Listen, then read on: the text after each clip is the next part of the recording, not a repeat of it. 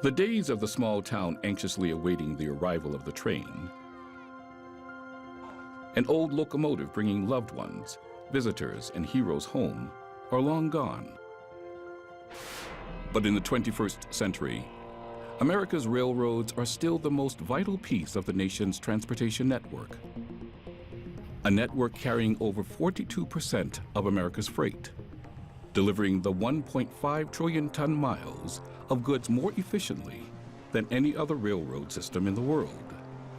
Indeed, delivering more goods than the rest of the world combined. It is an efficiency that provides the United States with a huge competitive advantage in the global economy. Freight trains have gotten larger, locomotives more powerful. No longer carrying just commodities, they have become containerized. While coal is still the single major item moved by trains, 44% of modular shipments, including semi-truck trailers, have tripled in the last 20 years. What has shrunk is the number of Class 1 railroads. Major interstate rail lines have declined from over 130 in the 1930s to a mere 7 today. The Burlington Northern, the Canadian National, Canadian Pacific, Consolidated Rail Corporation, CSX Corporation, the Kansas City Southern, Norfolk Southern, and the Union Pacific. These 7, plus Amtrak, the sole rail line in America devoted to passenger travel that is now centered on commuter trains and light rail, carrying people from place to place within giant metro complexes. Metro complexes that 180 years ago were connected by canals, rivers, and oceans, or had yet to spring up on the map. 180 years ago, in the 1830s, that's when railroading started in America.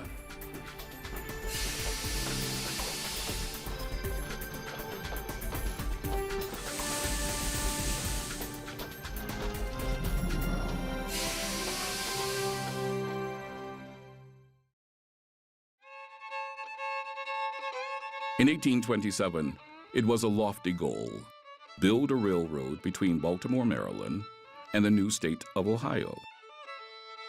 Particularly lofty since no one at that time had built any railroads at all in America.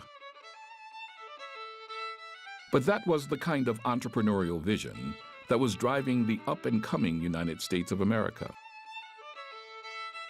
Well, the B&O, right place, right time, right amount of money, right number of people in the right place doing the right thing, and they got started. And they're the first ones, the B&O Railroad is the first one to get going. The story of the Baltimore and Ohio is the story of America in the early 19th century. A smart meritocracy, always looking for a new way to grow and become great. In 1827, the city fathers of Baltimore, Maryland were troubled. The great cities along the nation's east coast were in a race to establish a link to the nation's heartland. It was the era of the canal, man-made waterways that carried freight and people. It was the nation's first economic boom. And the granddaddy of all the canal schemes was the Erie Canal, celebrated in song and deed. It stretched from Albany, New York, on the Hudson River, to Buffalo on the shores of Lake Erie.